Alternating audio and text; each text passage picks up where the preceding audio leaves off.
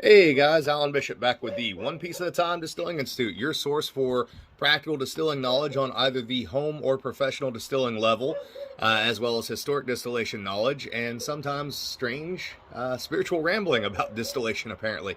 If you hear a dog barking in the background, that is my tiny terror dog that is half Basset Beagle, half Pit Bull, who loves everyone and hates everyone simultaneously. She won't bite anyone.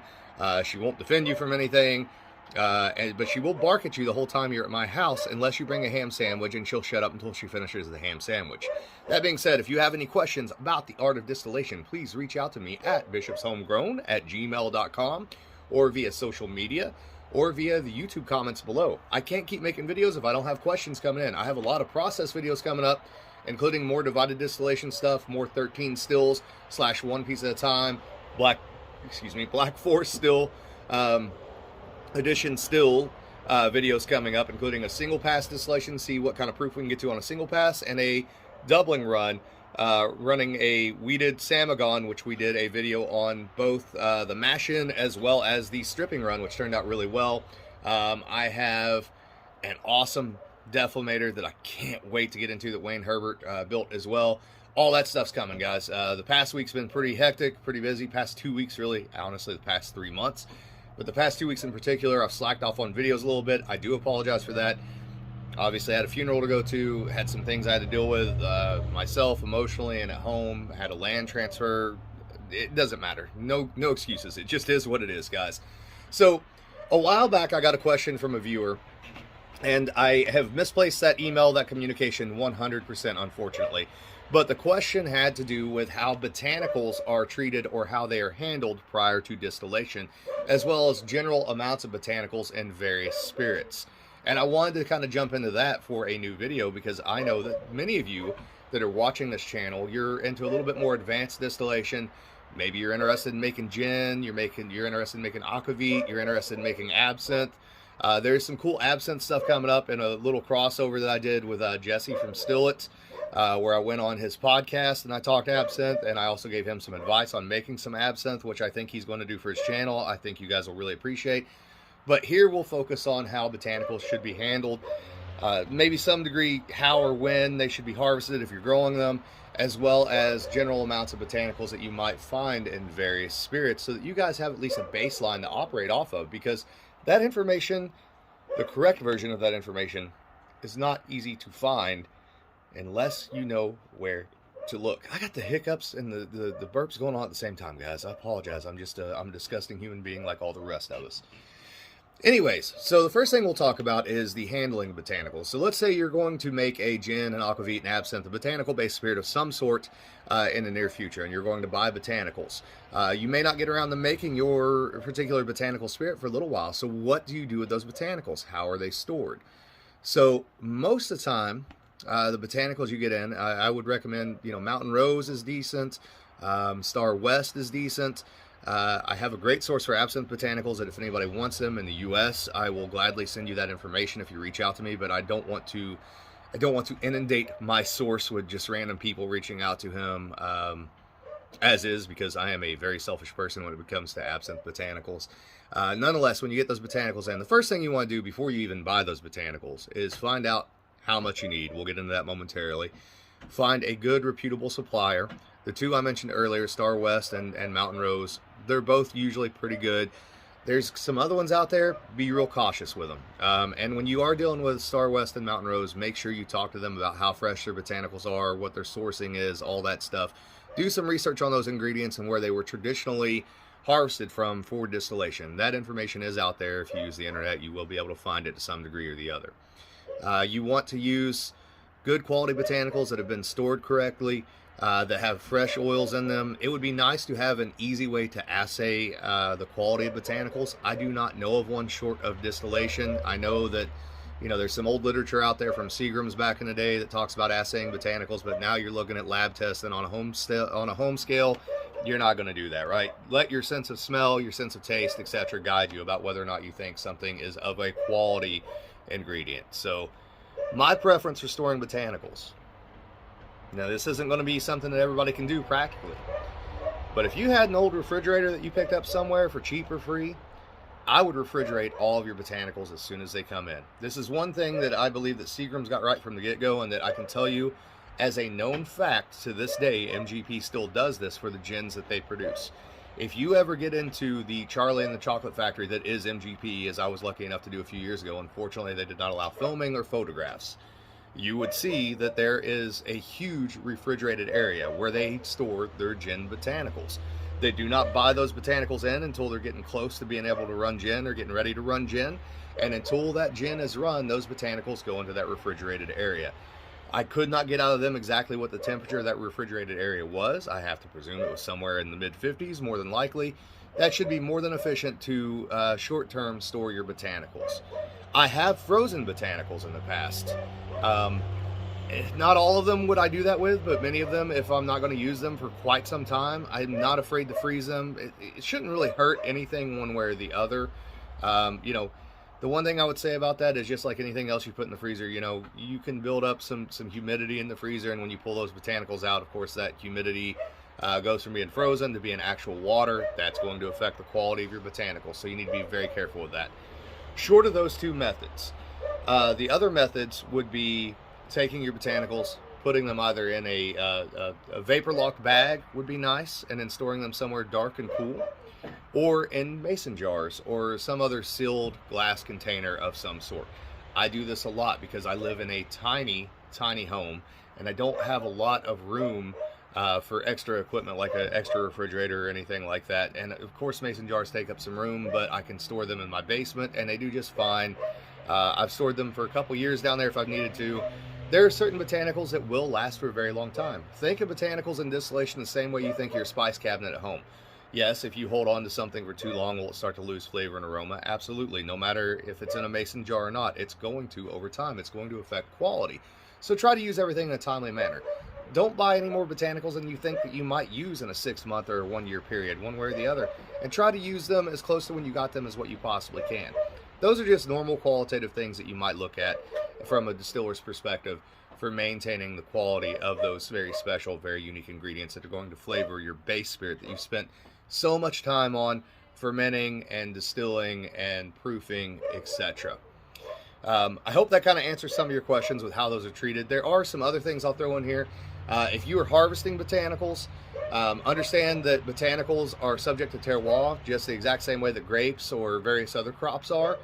Certain botanicals are not going to taste the same planted in certain soils and in certain climate conditions as what they would in their traditional homelands. We know this from here in southern Indiana, growing wormwood and using it for absinthe. It's not going to taste the same as it would if it was harvested, obviously, from the Swiss Alps. The same thing is true of lemon balm or any of these various different things. One thing that I try to do is I try to wake up early in the morning in the summertime. I try to harvest these botanicals before the sun really gets up and going while the dew is still on them. That's when, to me, they seem to be the most fragrant.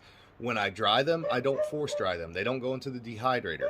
I will oftentimes hang them up somewhere where they get moderate heat, but they are out of the sun. I build a screened-in area on my porch I call the botanical room. We hang a lot of the botanicals in there and let those air dry very, very simply. And if I have them in bundles where I'll tie them up and say I cut a hand of wormwood, right, where I'm holding the whole hand of stalks, I'll tie that up, I'll hang it up in the rafters in there, let it start to air dry. But every day I will go in, I will take that bundle of wormwood down, I will break it apart just like I would a hand of tobacco, and turn it around so that it gets airflow, so none of it starts to mold. It doesn't start to get any funk to it. Certain botanicals to some degree can use some aging. Wormwood is one of those botanicals that, you know, it doesn't really come into its prime until it's really been aged and cured properly. Much like tobacco, for, you know, cigars and things of that nature, it doesn't really come into its prime until it hits, you know, 2, 3, 4 years old. Sometimes botanicals need, especially if they're perennials like wormwood, lemon balm, etc., sometimes they need a couple of growing seasons even themselves before you harvest them, when they're going to really be in their prime and producing the most amount of oils, etc. So it's very important to understand those botanical components, how they work, how they're best harvested, where they're best grown at. You know, just like planting a garden, you need to know the conditions that they thrive in, the conditions that they don't thrive in, etc. And again, these are all qualitative things that are going to affect your spirit. One area that I would encourage you as distillers to look at that is related to the distillation of botanical spirits in particular is looking at sparygic medicine or looking at herbal medicine. A lot of the methodology that you would use for treating botanicals, either for storage and or for tincturing, etc., and even the amounts come directly from traditional herbal medicine. That's where all of these botanical spirits originated at, was with herbal medicines, particularly things like absinthe. That came from a tradition in the Swiss Alps, and even a tradition that predated that, coming from Salerno, Italy, of aromatized wines using wormwood, which is an anti-parasitic. It also helps with general gut problems. Anise is the same way, etc. Learning what those things do and how they were traditionally used and the amounts they were traditionally used in for tincturing or winemaking, etc., will greatly inform your art when you get into the art of distilling botanical spirits. Now, a few kind of general tips that I can give you for botanical spirits, for those of you that are new to botanical spirits, or maybe you want to advance into botanical spirits a little bit more. So there's sort of two ways of approaching this. There's a almost traditional gin maker sort of way, and not all gin makers did it this way. And then there is a traditional absinthe way. So most of the gin makers, they are going to typically macerate their botanicals in 80 proof liquor. That's where they're going to start at. They may have an hour where they heat the still up to, let's say, 100 degrees for a digestion, and then a 24-hour period where the botanicals set there in that liquor, and the essential oils are absorbed into that liquor prior to distillation. They tend to use a lot less botanicals than the absinthe maker. Sorry for the weird edit there, had a phone call come in. Anyways, in the case of gin, for example, using juniper, you're going to find distillers who prefer to crush the juniper berry, and you're going to find distillers who prefer not to crush the juniper berry. Some of that's going to be personal preference, how much oil you want to extract, how much of that influence you want, and those things can be influenced by the amount that you put in as well. The second method, which is the traditional absinthe method, uses much higher proof liquor, so it uses typically 170 proof alcohol, base alcohol, so you're talking either at least triple distillation on a pot still, or some amount of reflux on a batch still or a pot still, either with a deflator or with some plates, or even what they called a Pistorius plate way back in the day. They're then going to go through a digestion similar to the gin makers, but they're going to take that temperature up to 140 degrees for an hour, and then let it macerate for 24 hours. Now, also understand that as home distillers, you may or may not want to put solids in your still, depending on your particular situation. We've talked about ways that you can get around that with a flat bottom, straight-sided Appalachian-style pot still, if you want to, and there's still a risk to it, obviously.